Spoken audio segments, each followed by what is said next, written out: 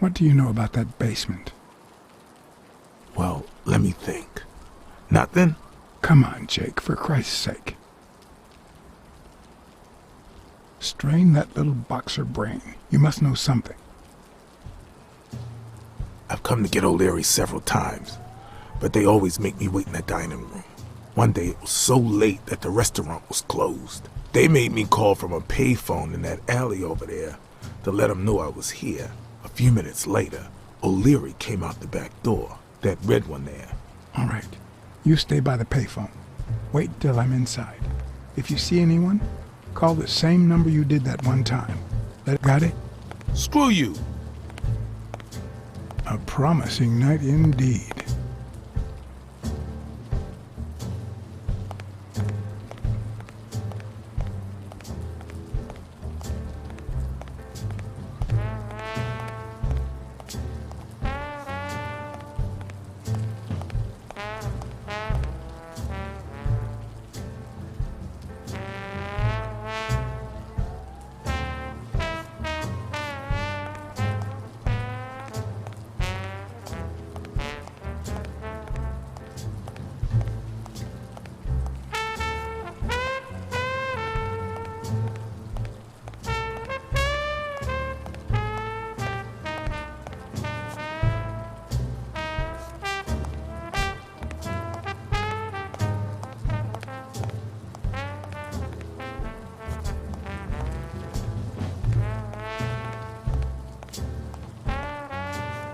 A bit too high to climb, if the basement I'm looking for were in that building.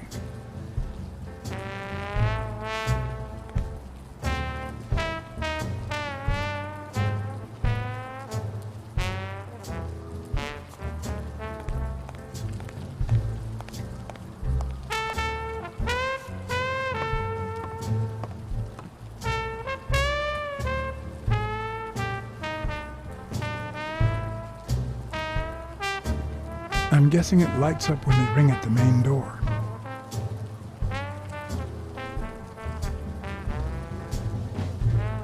Would he even notice if I got in?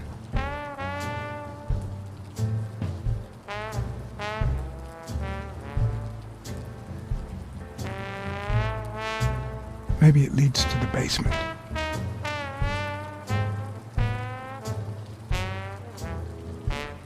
Does he need a shotgun to deal with suppliers?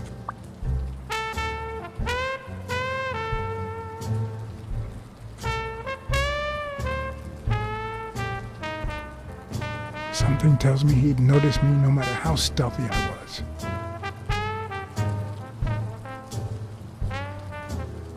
Or maybe this is the way to the basement and not that corridor.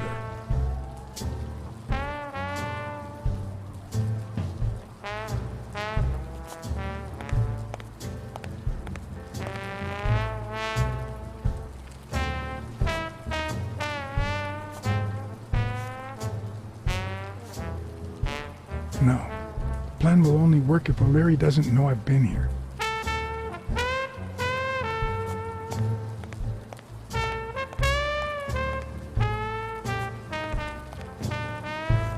Could it be an elevator shaft? How does this thing open? If If only I could reach that box.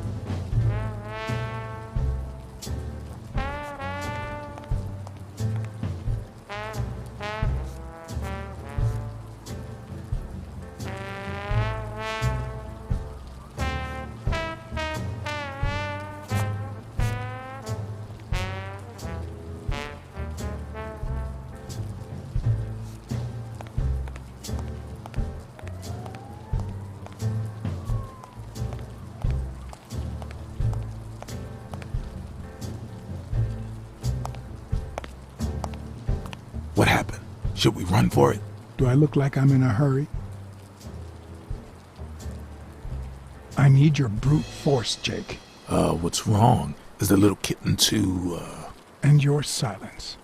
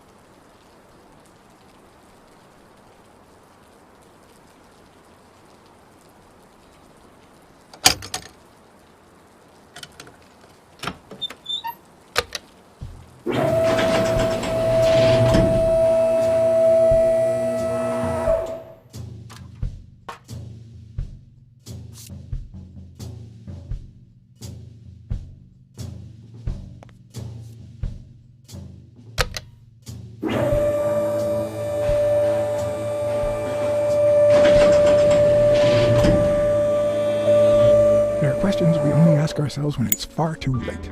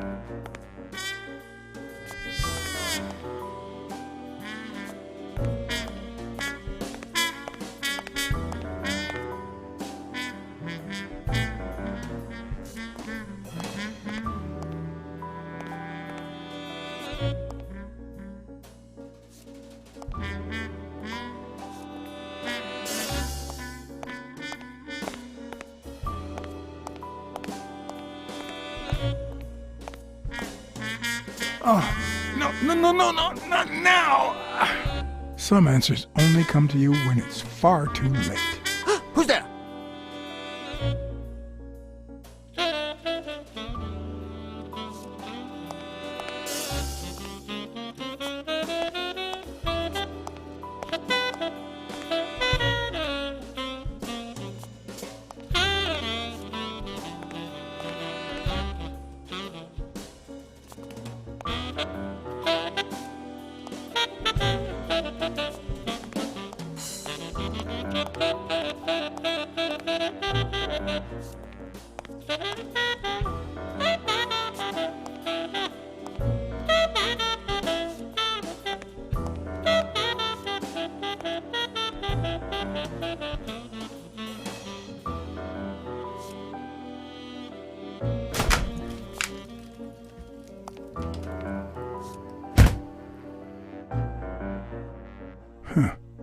I was expecting some frozen bodies.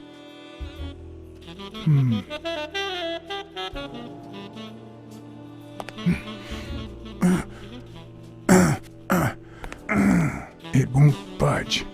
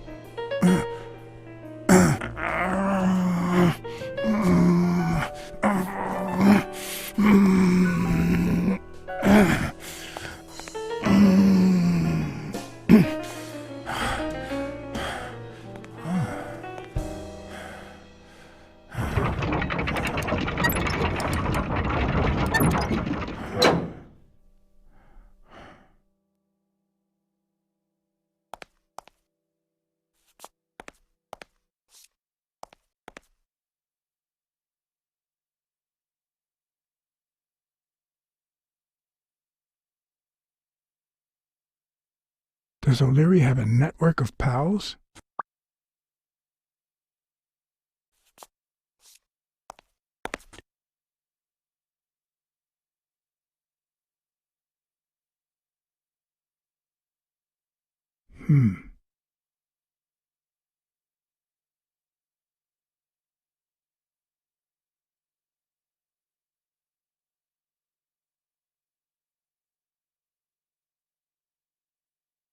There's one on each table,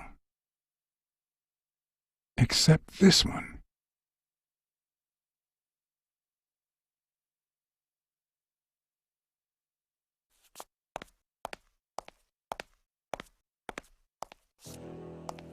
Wow, I didn't realize you could place so many bets on a single baseball game.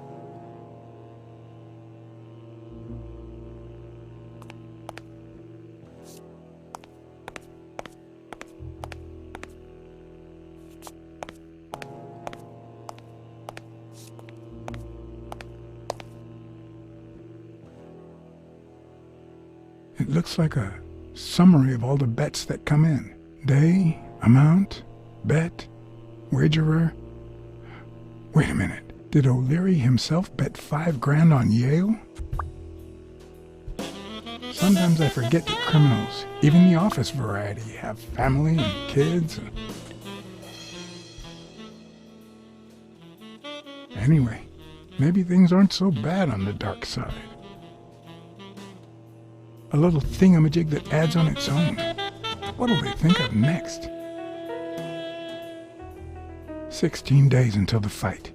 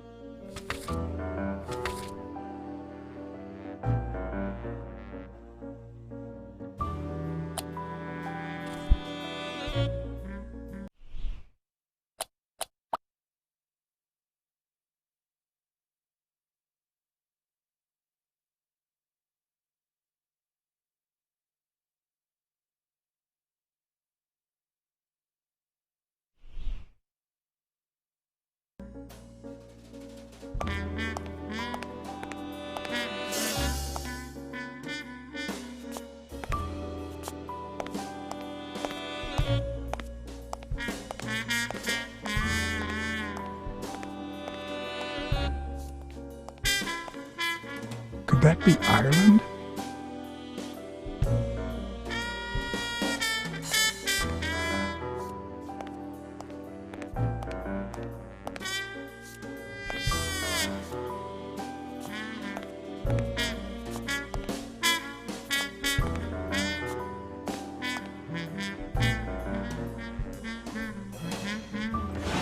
Even Dunn had a gun in his office.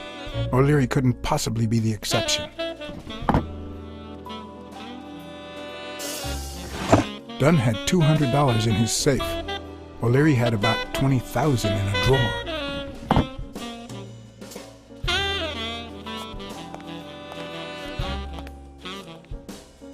A Crossler?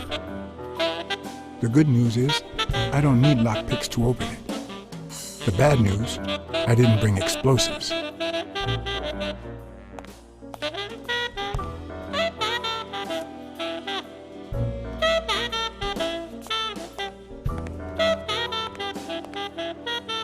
I'd say that's Ireland too.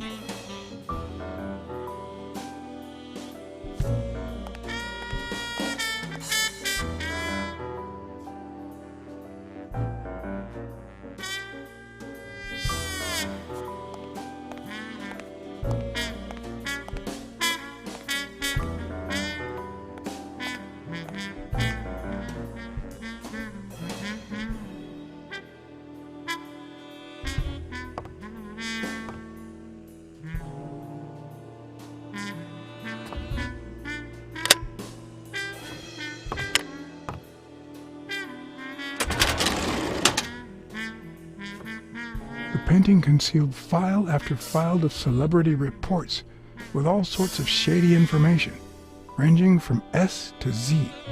Almost all of them were athletes. Is that what O'Leary meant when he said that detectives and police officers were his friends? I wonder how many spy for him. If I were to pitch in, who would I spy on?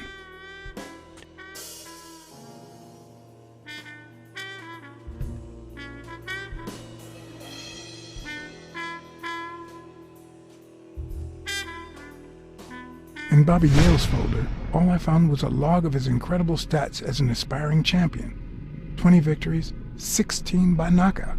Although, at the end of the report, someone had underlined one word several times: untouchable.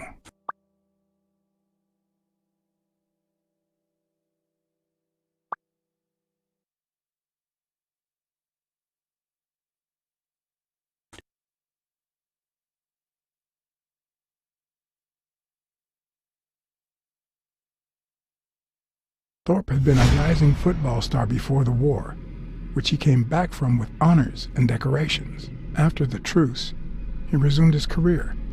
He won 3 season trophies and a couple of MVP awards. He retired after an accident that left him paralyzed from the waist down. He started his own sports advertising agency 4 years ago, but according to the files, O'Leary hadn't even tried to corrupt him.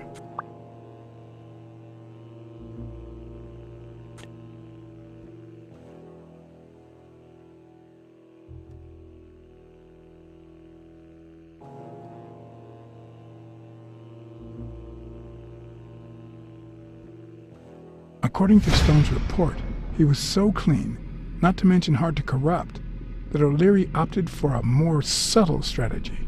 Apparently, when he broke up with the tennis player Helen Moore, he set her up with Stone. Lucky for him, they hit it off. As I put away the report, I stopped in my tracks.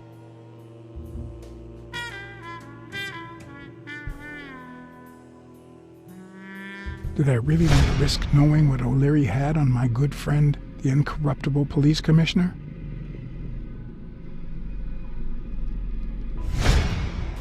I sighed in relief.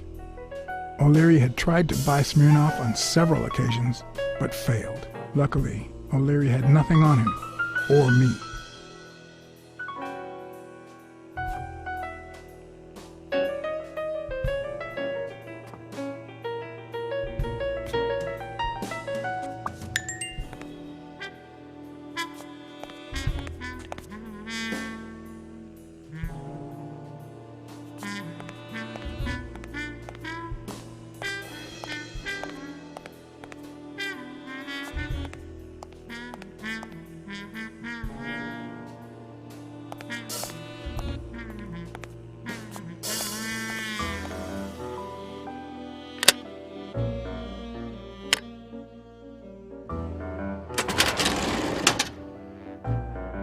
Luckily or not, files N through R included no one that I could somehow connect to the case.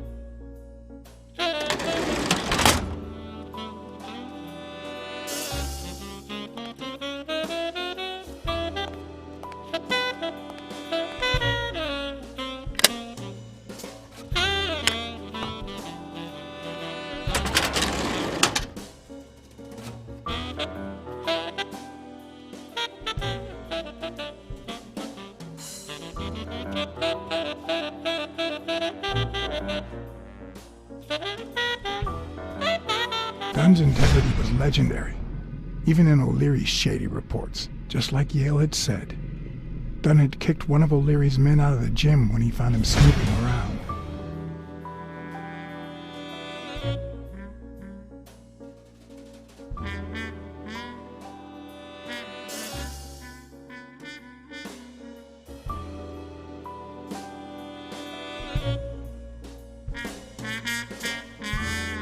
Cassidy's report was possibly the longest among all of O'Leary's files. Apparently, their rivalry went way back. So much so that they spied on each other in the most unthinkable ways. At least I was able to confirm what Yale had told me. Cassidy had threatened Dunn after he refused to join the managers' union.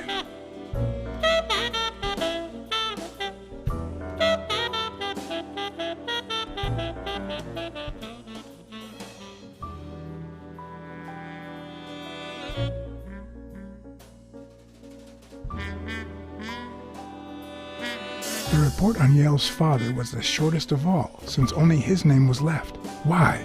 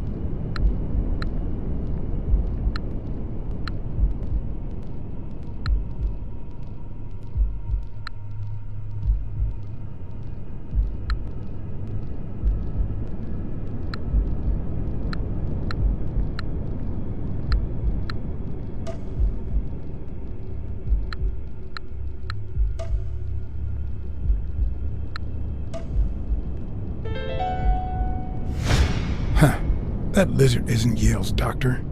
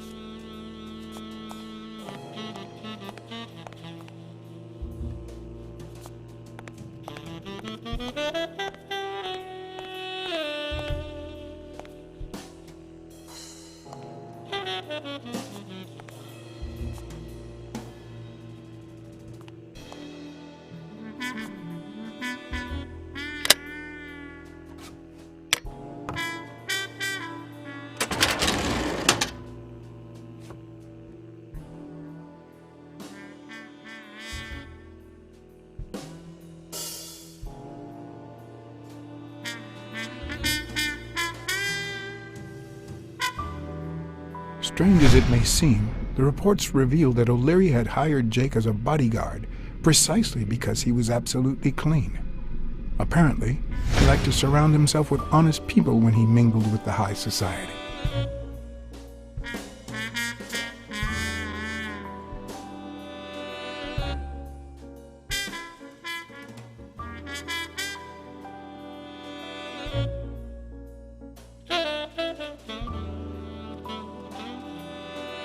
Helen Moore's file was, by far, one of the juiciest. She had been just a run-of-the-mill tennis player until O'Leary launched her career by rigging enough games to help her climb the ranking. However, O'Leary hadn't fixed any of her games in over a year.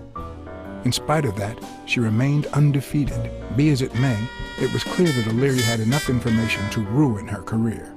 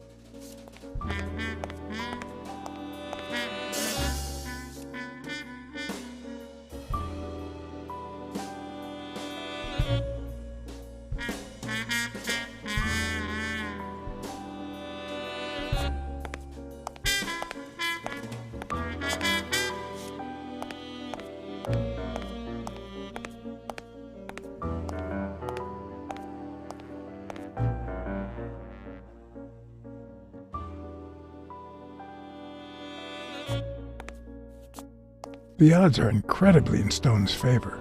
I guess that he's the reigning champion, and Bobby Yale is just a contender, but maybe word got out about his condition.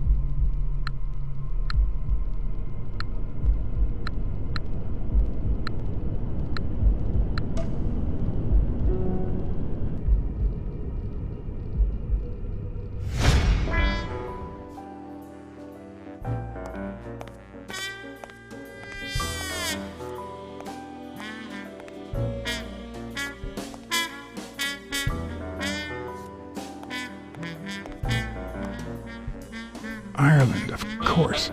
This guy's obsessed.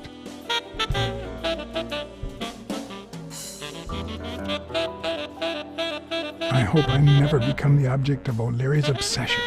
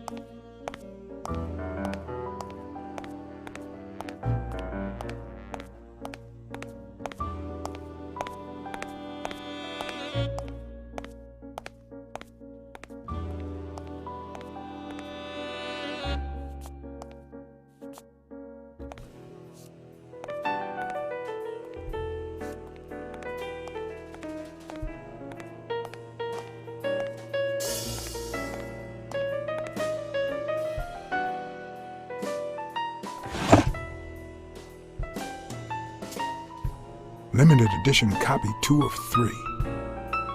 We listen, if you call it listening, to the sentimental romance. Your eyes act like the moon.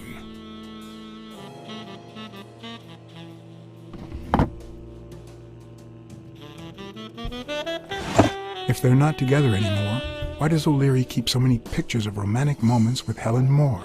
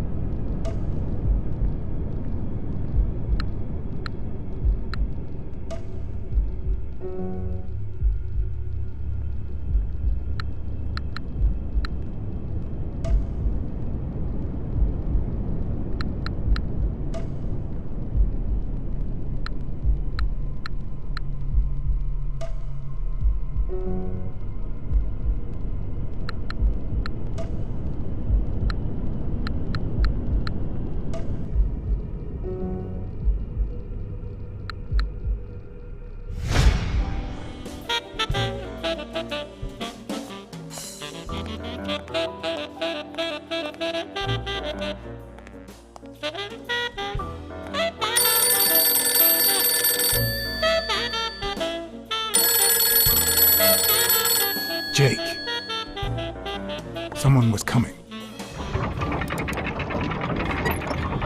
Are we or are we not exemplary workers, Jimmy? Here it is, middle of the night.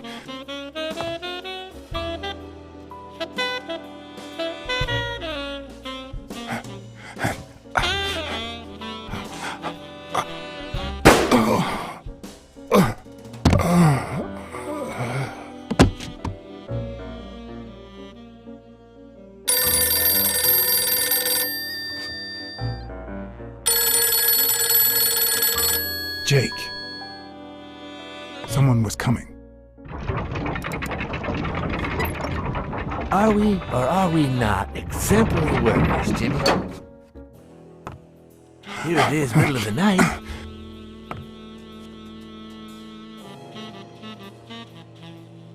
And we're working extra hours.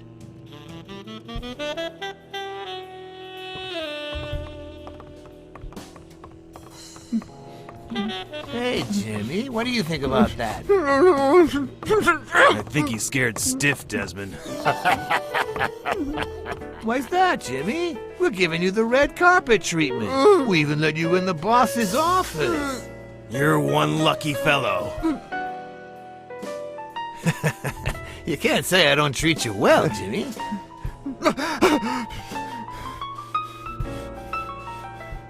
Yeah, Speak, you moron. very well. Why are you... Shh. Calm down. How long have you worked for me, Jimmy?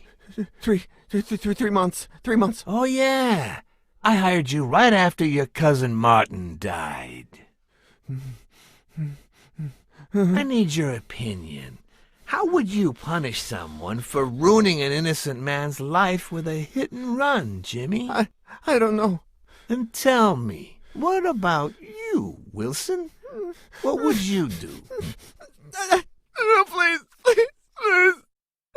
I didn't do anything. I swear. He was a good guy. Of course, you already knew that. You knew him better than me, right? He was my cousin. That's why I hired you, Jimmy. You see, Martin was a dear friend. And his widow said you were a nice kid, that you do a good job, and you needed the money. And I have a soft spot for those in need. Please. But, you know what? I talked to her just yesterday. She told us you did some naughty things to her with that gun, Jimmy. No. That's no way to treat a widow, is it?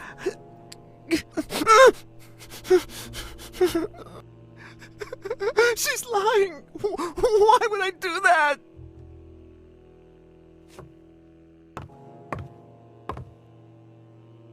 Leave him alone, O'Leary. No one deserves to die.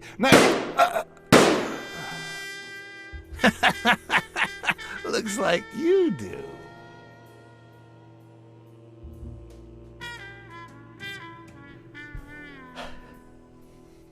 He was a good guy.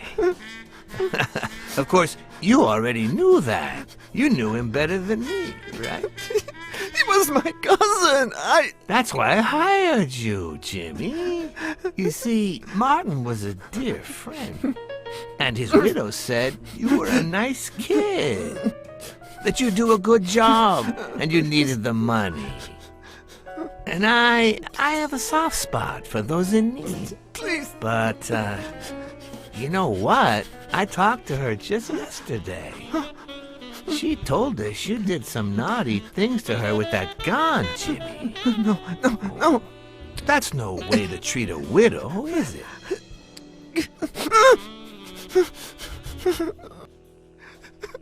She's lying. Why would I do that?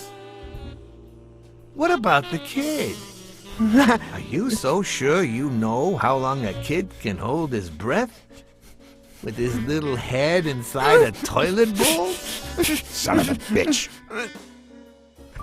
I didn't want to. It was his idea. Selfishly, I was glad I hadn't risked my life to save Jimmy. maybe not even someone like him deserves to die. But one could also argue that I didn't deserve to die for someone like him. Who's your boss? Give me a name! Cassidy. It was his idea. He said you'd hired me if I'd managed to scare the widow, and I just... All right. Let's just calm down now. It's gonna be okay. There are two sacred principles that rule my life. The first principle is the love for my family. I'd do anything to protect them. The second principle, I never put my future in the hands of fate. I always play it nice and safe. And I would even add a third principle, or better yet, a rule. If anything threatens either of these two crucial principles, I take matters into my own hands. You see where this is going? For the first time, I got someone killed, even though all I really did was rat him out. No, I just... Stop interrupting me, Jimmy! It's not polite! We're all the same. So rude. You know what? Let's leave it at that. You're going to give a message to that disgusting walrus Cassidy, aren't you? Yeah, sure. Whatever you say. Yeah, sure. Good boy. What's the message? Oh, Jimmy. You still don't get it, do you? You are the message.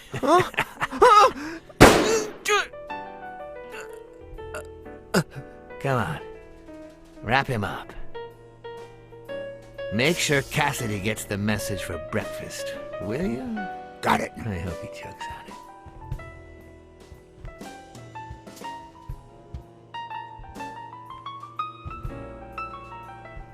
Where are you hiding, little fishy? Once again, you didn't get to hear the end of my story.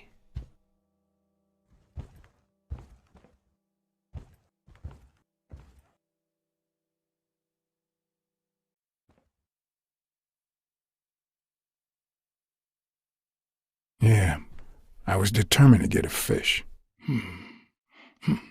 With a little fish tank in my living room, I could finally enjoy the easy life. You know, like a British detective.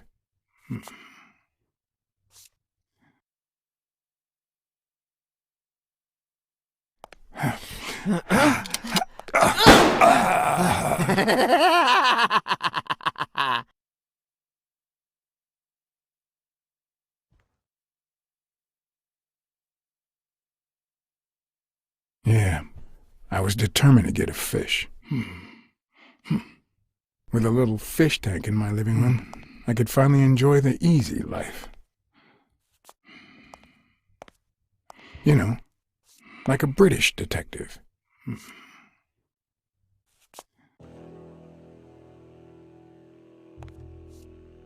What? Just where do you think you're going, putty cat?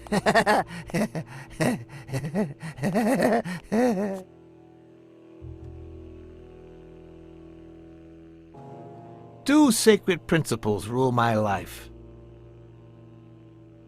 The love you feel for your family. What is going on today?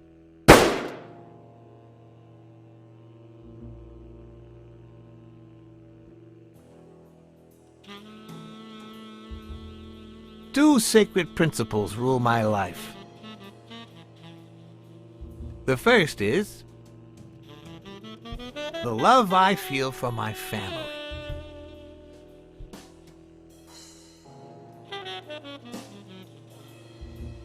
The second,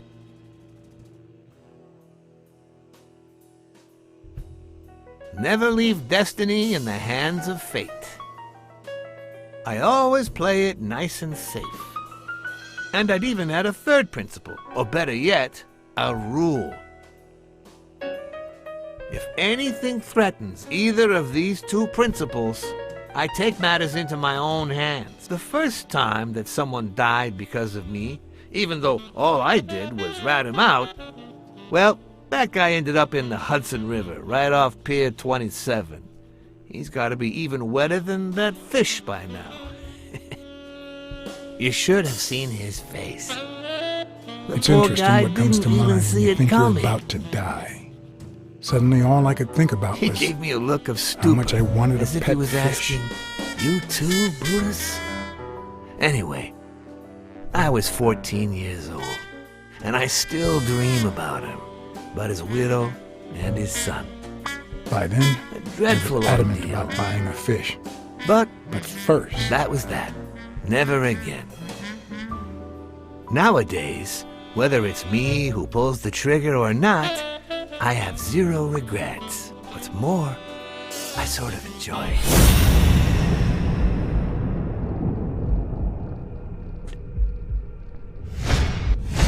in case anyone had any doubts about who's the boss around here, I'll put my dirty feet on his luxurious table to prove that all of this is mine.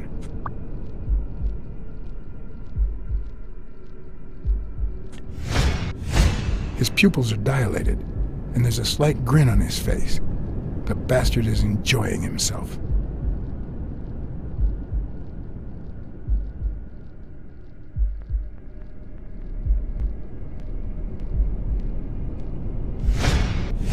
The guy never hesitates to pull the trigger.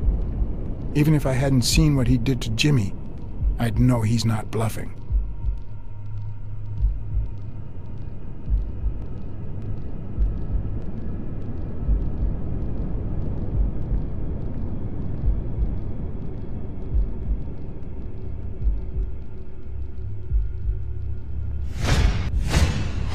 When a mob boss declares his love of family, it can only mean that A, he won't hesitate to ruin yours, and B, he's cheating on his wife.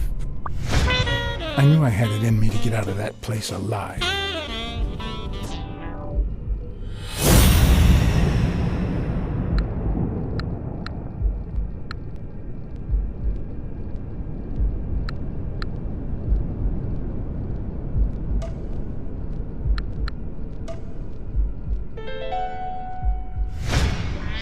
No. O'Leary's wife is having an affair with Colbert? Should I serve this to O'Leary on a silver platter? Or threaten Colbert so he'll get me out of this mess? And, well, that's it, I think.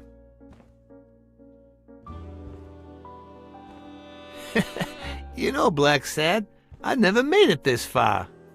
Congratulations, you're going in style. I didn't want to interrupt you because I respect you and your word. Colbert told me to come here. What? Me?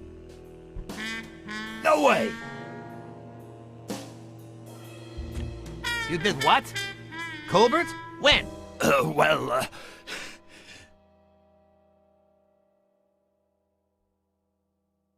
Yeah, remember when I called you on the phone?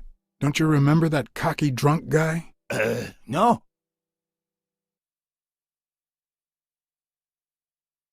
He kept bragging about how he was banging another guy's wife. Oh? Oh, yeah. Weird times, huh? Yeah, and you congratulated me for finding Yale and saving your life. Several times. Then you assured me that O'Leary would thank me. Well, I didn't put it that way, but yeah. And then you told me to come here to ask the boss himself. Yeah. I think you deserve it. Right, Desmond? Oh, Blacksad, Blacksad, Blacksad. Thank you. And sorry for jumping to conclusions. First, you get a random beating from my men. And here we are. When you shared what you'd found in Yale's apartment, well, it made me sort of want to trust you.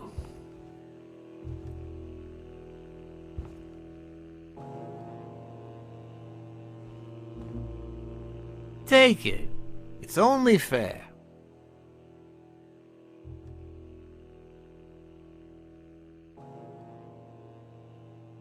I want to bet it all on the fight, on Sonia Dunn's behalf. Oh, what a romantic you are. We listen, if you call it listening, to the sentimental romance.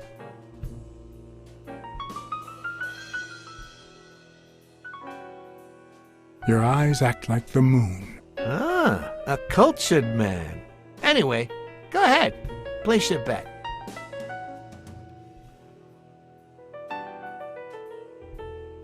I bet it all on Yale.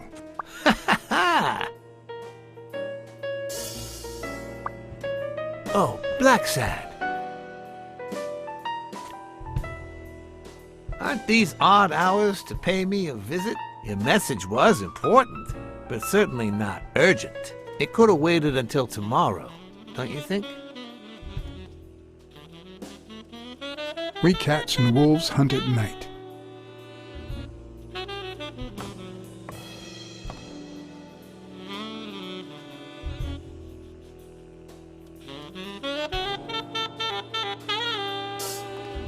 I wish I was a noir fiction writer.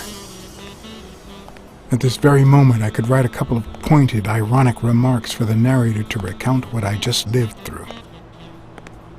The dark, crooked alleys of New York reminded me of the state of my own soul. No. Fall loomed over me with the... Fall struck me with the full force of my long-lost youth. Nah, not that. Fall descended over me with the full weight of a guilty conscience.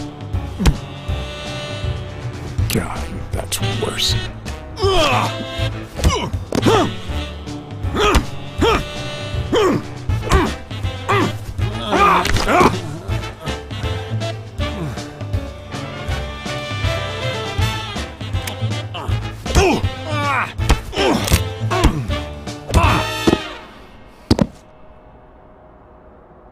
What were you thinking? He wants him alive!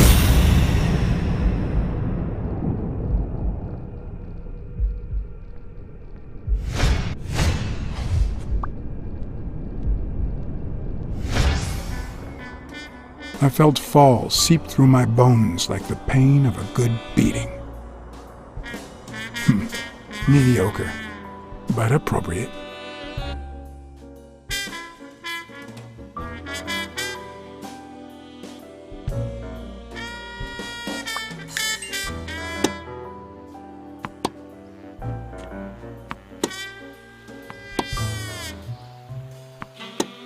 Against all odds, next morning I got up bright-eyed and bushy-tailed.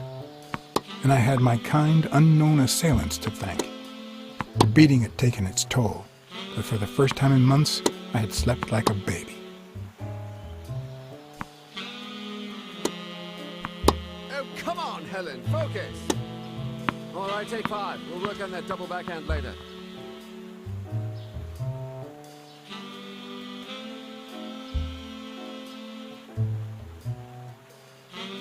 Well, Mr. Blackmore, what can I do for the FBI?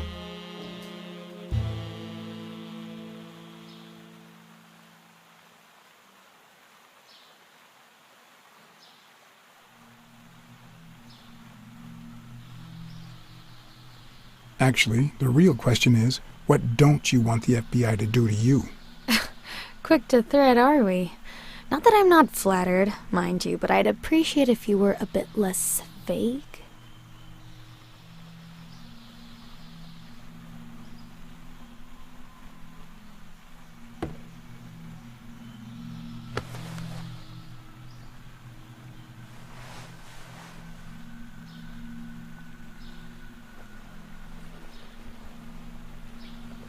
Maybe if we could speak in private?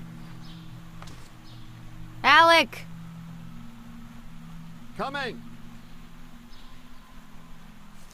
You've got 4 minutes, Mr. Blackmore, so... make them count.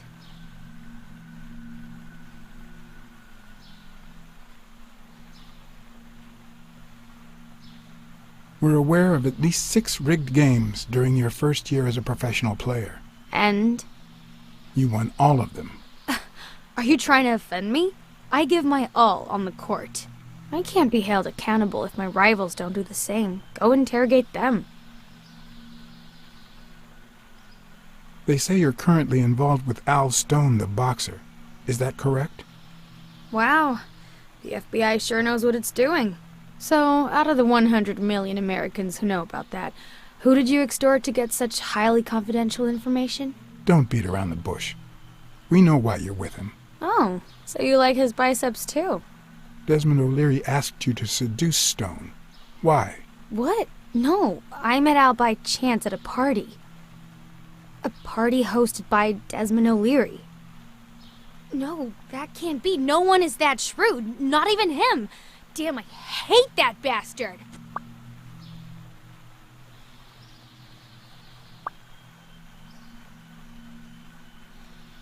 We know about you and Desmond O'Leary. Wow, your sagacity never ceases to amaze me. Wait, I get it. They must wrap your FBI sandwiches in gossip magazines. The thing is, well... You see, I'd love to wipe out that part of my past, but whatever. Do you have any regrets? Ads pay more than trophies. Can you believe it? Being associated with such a shady character can only damage my reputation. Trust me, never get involved with a married man. Anyway, at least now I know why you mentioned the rigged games. I can't blame you, Mr. Blackmore. I understand why I seem suspect. Although I doubt the FBI would ever get this involved in a sporting scandal. What do you really have against O'Leary? And please don't say illegal gambling.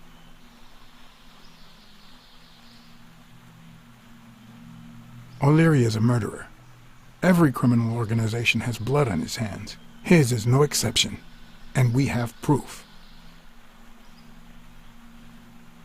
I'm serious, Miss Moore.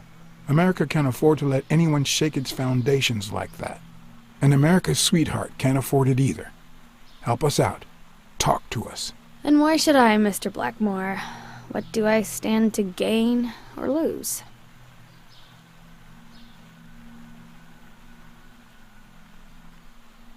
The FBI always returns a favor. Oh yeah? Are they gonna rig my games? This is actually quite simple.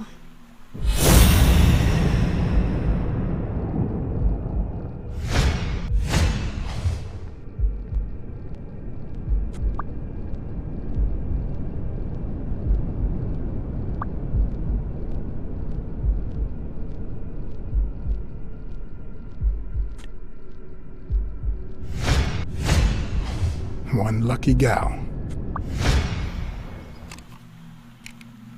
You have a light, sir?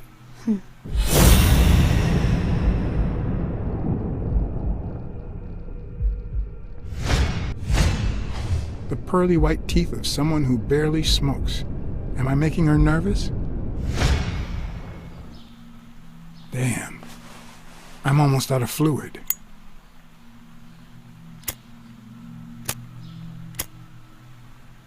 Wanna know my trick? Go down to start, then up with it, and then down again.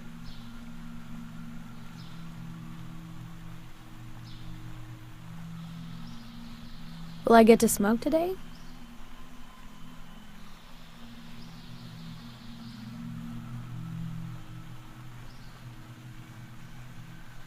Thanks.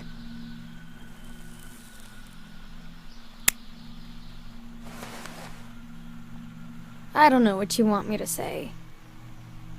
You're trying to frame O'Leary, perhaps rightfully so, but I think you're barking up the wrong tree.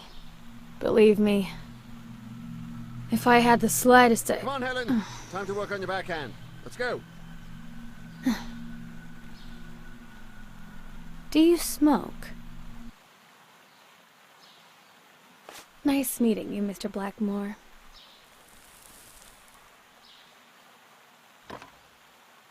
Did you bring my water?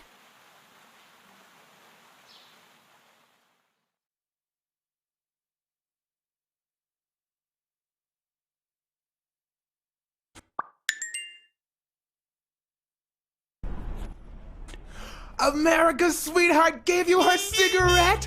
Dear God, she has the hots for you! I can't believe you said good old Weekly to investigate that stupid walrus while you were hanging out with Helen Moore herself! So, what do you say, you and me, we change places next time, huh? Your turn. Now tell me, what did you find out? Ah, you're gonna love this. You ready? I've got news, but I happen to also have a Blacksad, Thank you so much, Mr. Blacksad. huh? Oh, Mrs. Colbert. My husband woke me up this morning with roses and breakfast in bed.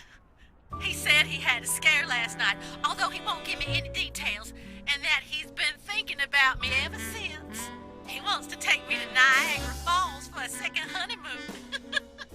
That's nice, but I don't know why you're thanking me. Are you kidding? Remember how I doubted him, but you made me change my mind?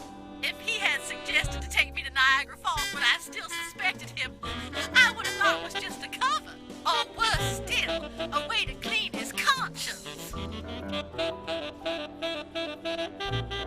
Well, I only did my job as honestly as I could. Enjoy your marriage. I hope you and your husband are happy. Well, that's all I wanted to say. Send me your bill when you can. You're a good man, Mr. Blacksad.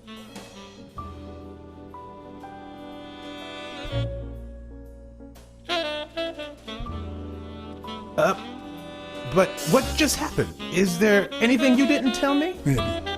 But now it's your turn. Tell me about Cassidy. Come on, spit it out. I didn't find anything suggesting that Cassidy had anything to do with Dunn's murder, but That's quite the tale. I know Cassidy will be playing poker tonight with one Howard M. Farnham II, a Texas tycoon looking to get his claws on the boxing business. I also know that he and Cassidy have never met in person, and that Farnham, who's staying at the Balford Hotel, hasn't left his room. Apparently, he spent the night with 3 bottles of bourbon. So, here's my incredible plan. I'll go to the hotel, I'd knock him out, and then take his place in the poker game. That way, I'll get Cassidy talking. What do you think? Incredible, right? Didn't we agree that you would handle Helen Moore while I dealt with Cassidy next time? No?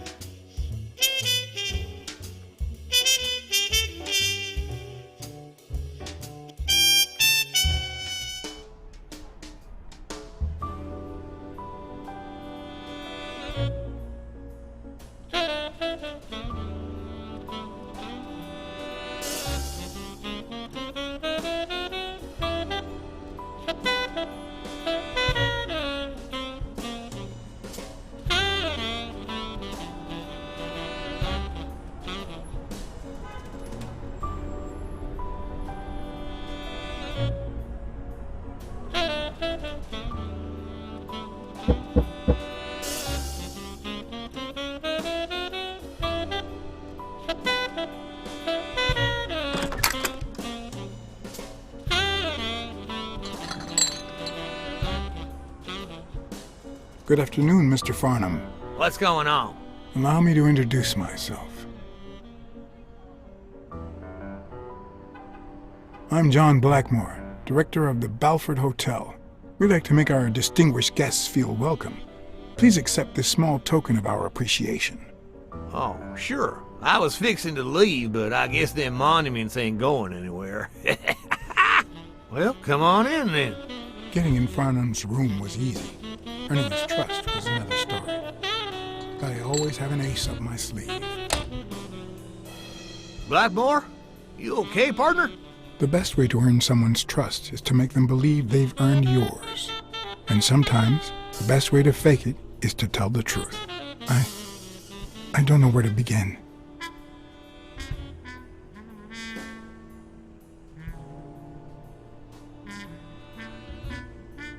They killed my girlfriend. And no matter how hard I try, I just can't let go. And those bastards paid for what they done to you, boy. They paid. Well, good. Honor's being restored, and sure enough, our good Lord will see to it that they burn in hell. You need to move on, partner.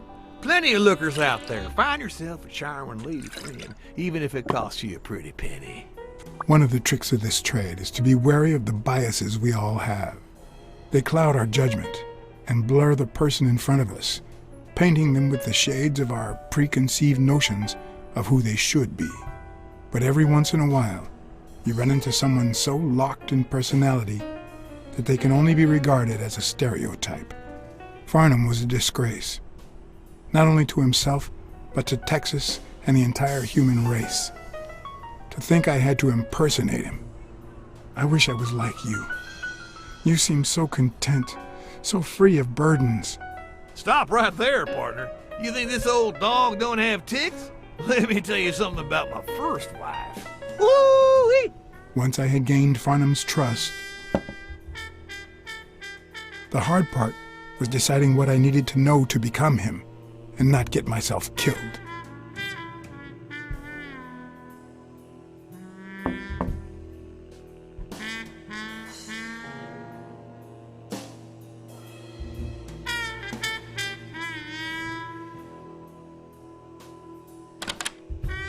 What can I do for you, sir?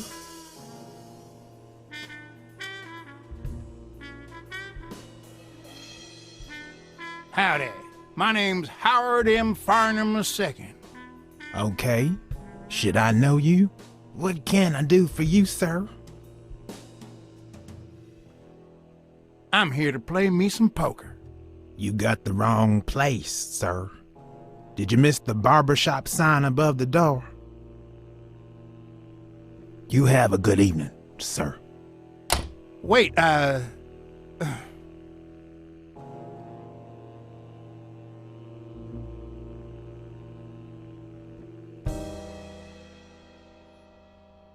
The hard part was deciding what I needed to know to become him and not get myself killed.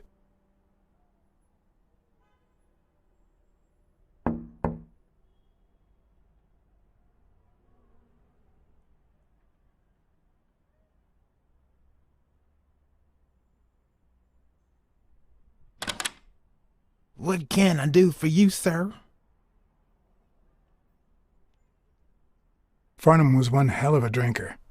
I had to get the information out of him before he drank himself unconscious. Otherwise, I'd have to find that information myself.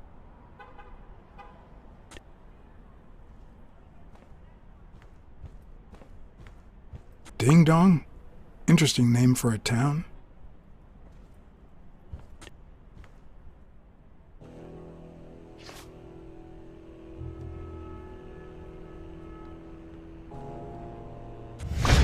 Yes, I got a Vietnamese shave last time. No, please, come in.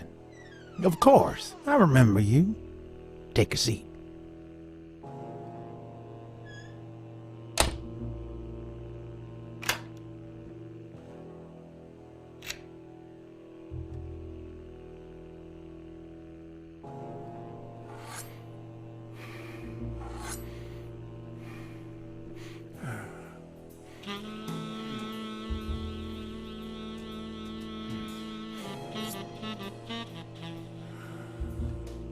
I'm sure you'll understand we can't be too careful.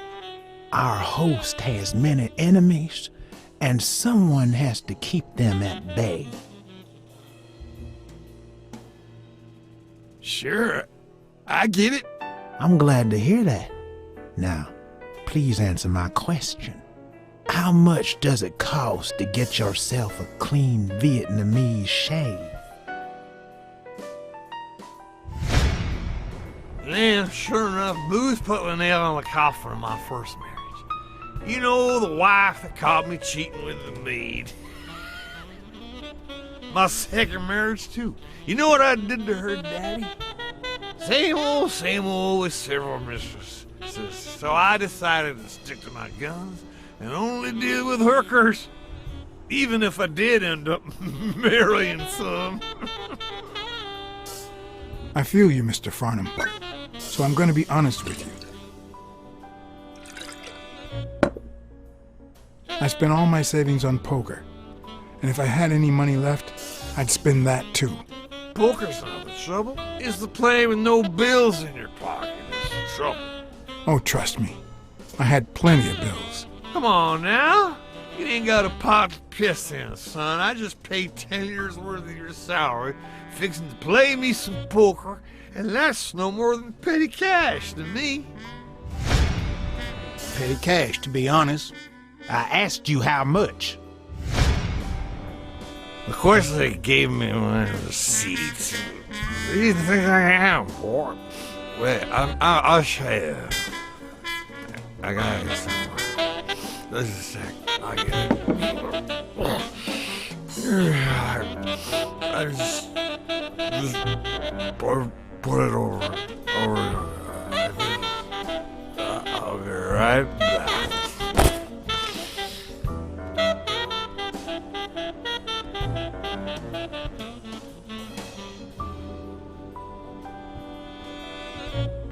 Ding Dong?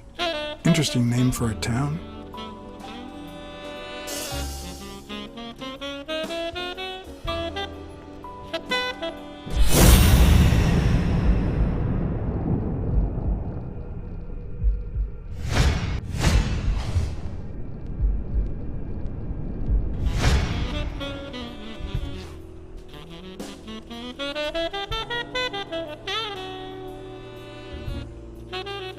Why didn't you just say you had the receipt in your pocket? I'm almost certain, but tell me, who told you to come to this barber shop?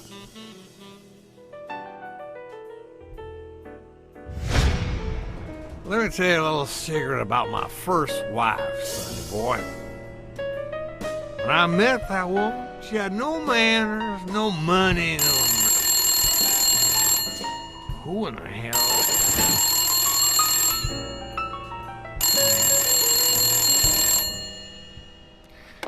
Farnham. My God, if it ain't the hero of the day.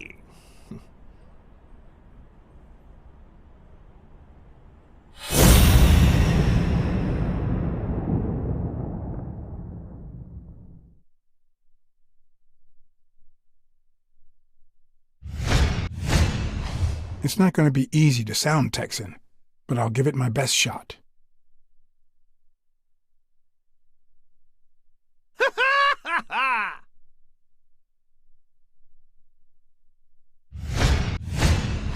This'll surely imbue me with the Texan spirit.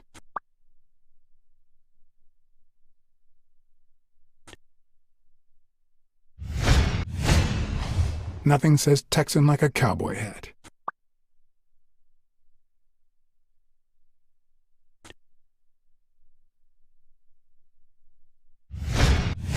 I probably don't need to imitate his gestures during the game, but it certainly wouldn't hurt to try. Anyway, Kenny, thanks for fixing the game with Cassidy.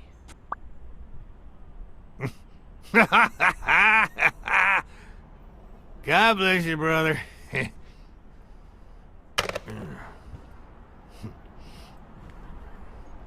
craziest goddamn Texan in New York. My good old friend Kenny. Craziest goddamn Texan in New York. You know how many Kennys there are in New York? Kenny who? So besides when and where the game will be, the password, and the money Farnham dished out, what else do I need?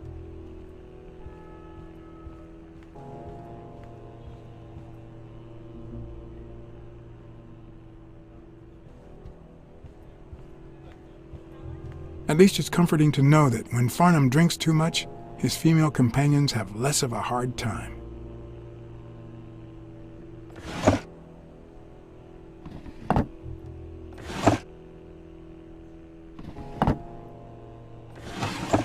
Not even a Bible.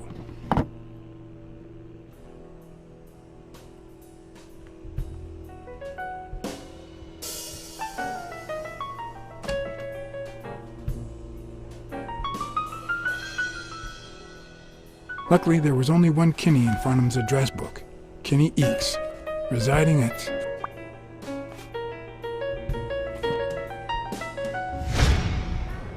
Cornell Plaza, Manhattan. Stunning penthouse. I'm not surprised.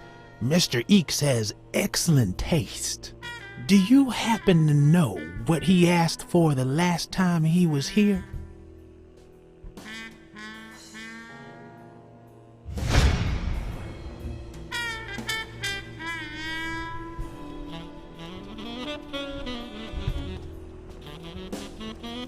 They smell like a party.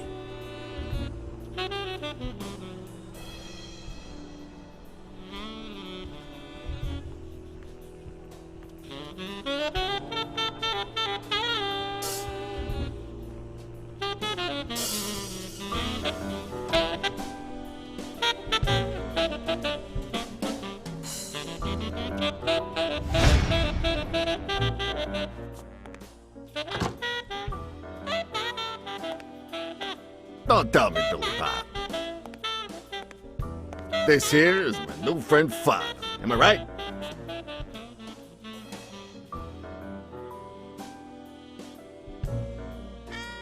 Sure enough, your barber was fixing to give me a shave.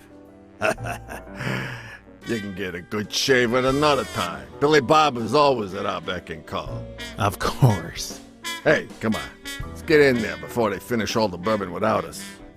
I haven't frisked him yet, sir. I don't think that'll be necessary. Mr. Farnham here, he's an honest Texan. And I'm sure he'll hand over his weapon if we ask him to. Right.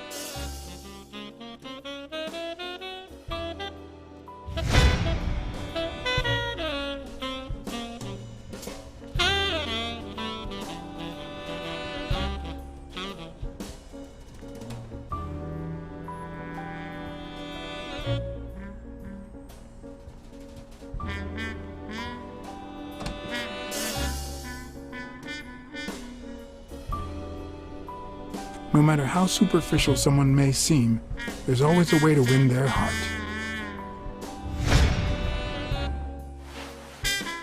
It'll be my pleasure.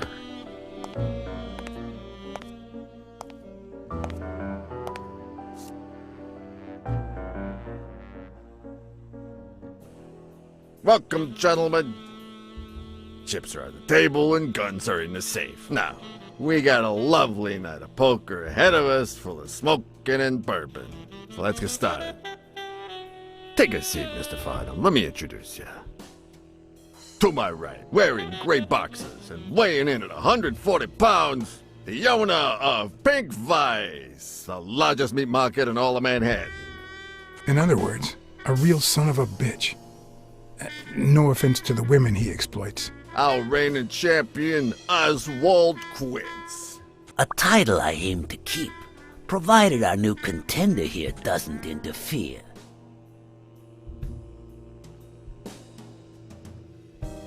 Y'all are dealing with the worst player in Texas. You're just trying to make me overconfident, aren't you? The truth is that our friend Farnham owns the largest and, I dare say, most entertaining establishment in Texas. Really? So we're colleagues then? Yeah, you wish, Quids. He owns a casino. Damn. And it's not even in Austin or Dallas. It's actually in a little town called, what was it? Darn it. I looked it up the other day. Had a funny ring to it. I hate it when this happens. I thought they moved all Texan casinos to Vegas, where gambling is legal. You mean Ding Dong, Texas? Ding dong! That's it.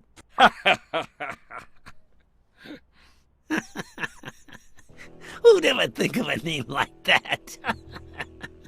Well, casino or no casino, let's just hope he doesn't keep as many aces up his sleeve as the late Ventimiglia, huh? Amen. To my left, wearing brown boxers and weighing in at 396 pounds. Frank, show some respect, huh? The hospitality tycoon, Polly...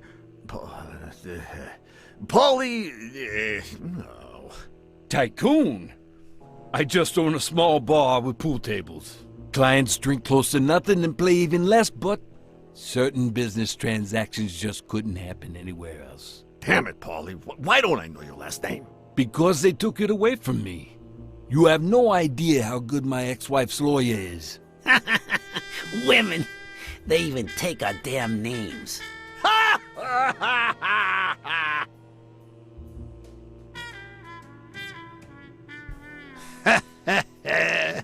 You're too much, Paulie. When you're done sightseeing, why don't you drop by La Iguana for a game of pool, and I'll buy you a drink. But I have to warn you, my clientele isn't crazy about furry fellas such as yourself.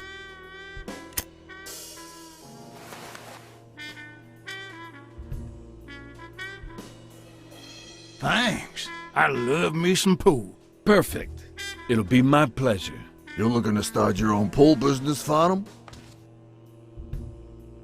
This guy here wants to start a boxing association in Texas. Guess who he's turning to for advice? To be honest, several things got me worried, so I'd be much obliged for any counseling. So, what worries you?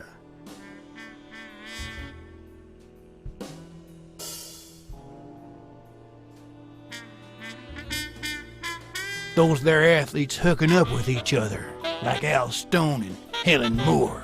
I see you subscribe to What's News. Yeah, my star boxer, the reigning champion. He's having an affair with America's sweetheart. Hey, I got nothing against those two idiots falling in love. Don't get me wrong, but it's taking a toll on his performance. I don't think he'll lose against Yale, but I'm starting to worry a bit.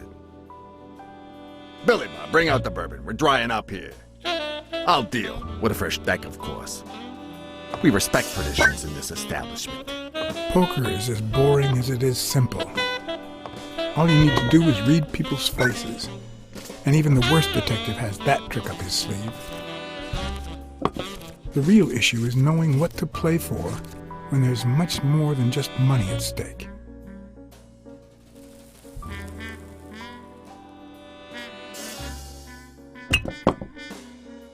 Damn it! What again?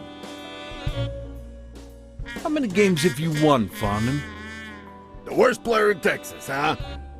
Hey, Quinn, you better start unbuckling that championship belt. This ain't over yet. Mark my words. Farnham will be calling his wife before the night is over. Ha! Oh, hey, by the way, you guys hear about Kenny's wife? Pretty tragic, huh? What happened? Oh, plain bad luck. Hey, but Farnham, I'm sure you know more about it than I do.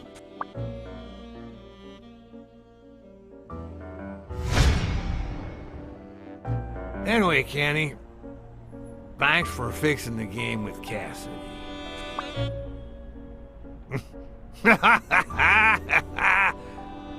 God bless you, brother.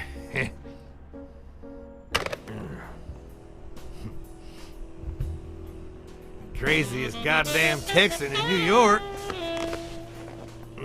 And the poor fella's already got enough on his hands now that his wife. Women just gotta have their vices. Well, she's in a rehab clinic now, hooked on tranquilizers and all that. That's it, tranquilizers. Don't tell me women don't have their vices, too. Bring out the bourbon, Billy Bob. Come on, give me the bourbon. Maybe I spoke too soon when I said that poker is easy for a good detective.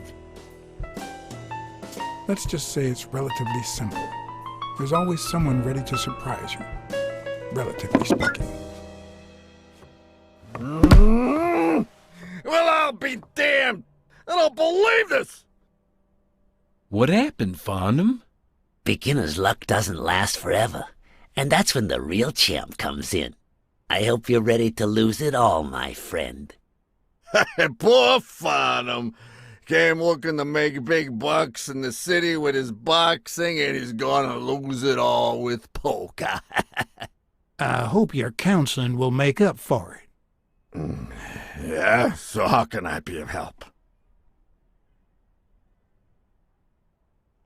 Homicidal boxers like Bobby Yale. Ha! That's some piece of news, huh?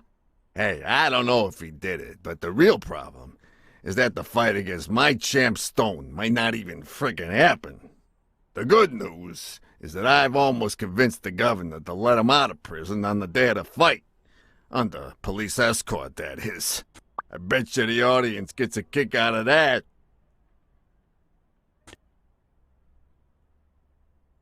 Having to compete with illegal gamblers like that O'Leary fella. Huh? One would almost think that you live in New York, my friend. That son of a bitch killed one of my men and left the poor bastard on my damn porch. But he's a goner now.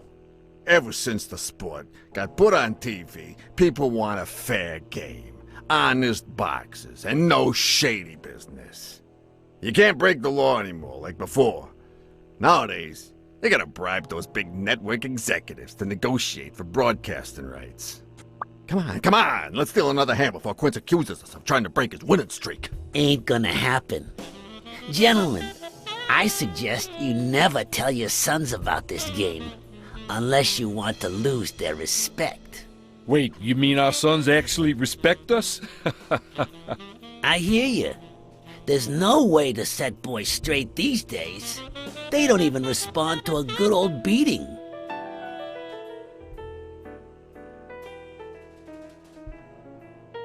Then try not beating them. There are better ways to educate boys.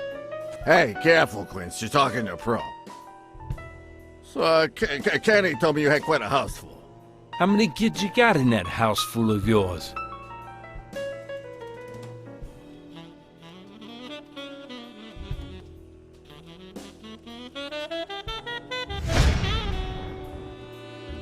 No, that son of a bitch was about to choke on his own vomit. If I'd been a communist, perhaps the vision of a millionaire choking on his own vomit would have made my day. Even so, I doubt I could have just stood there and watched him die. Unfortunately, I didn't break a sweat trying to save him.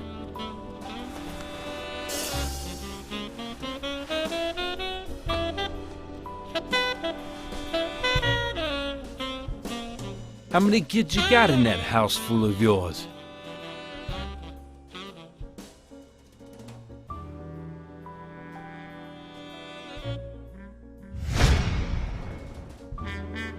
No, that son of a bitch was about to choke on his own vomit. If I'd been a communist, perhaps the vision of a millionaire choking on his own vomit would have made my day. Even so, I doubt I could have just stood there and watched him die. No, deserving or not, the man would live.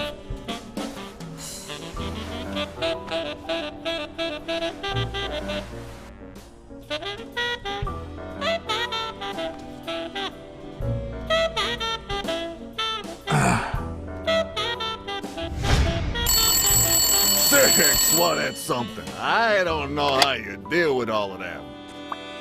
All boys? Does it have to be now? Oh, never let Quince near one of your daughters. Come on, Polly.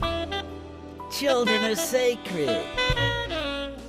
I won't lay a Cassidy. finger on them until they're 12. After that, well... let's just say... some men have needs that, can only be met by a young girl that age, if you know what I mean. Are you all right, Farnham?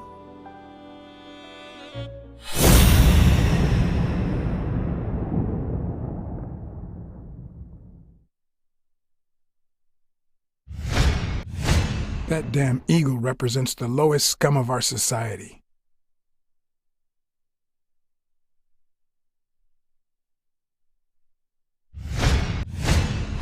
There goes your winning streak, you sick bastard.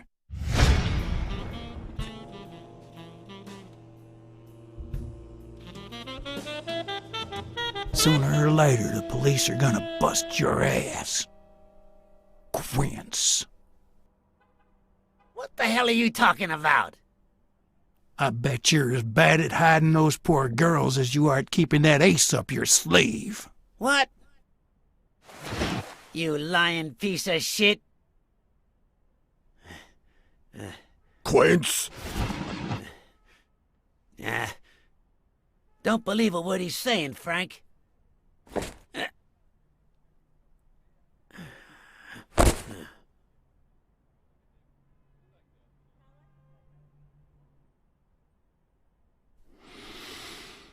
Don't you dare call me Frank. Billy Bob. It's 500 more. Huh. For washing up. It's a deal.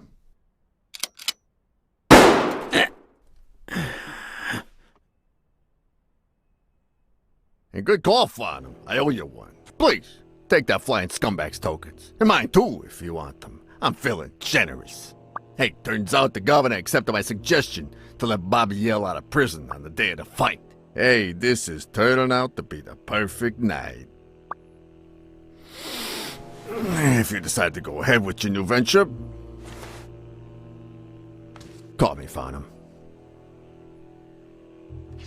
Your behavior at last night's game was utterly insulting.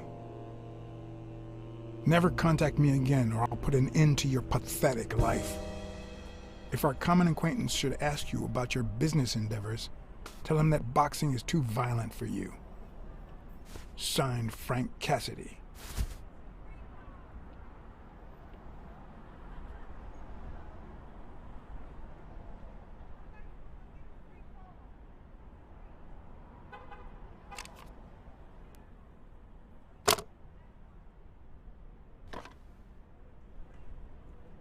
My own tracks would be covered the following morning when Cassidy read this note from Farnham.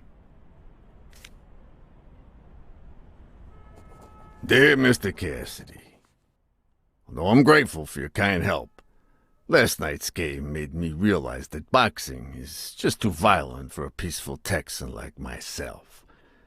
I have decided to invest elsewhere. Yours sincerely, Howard M. Farnham II. Damn Texans.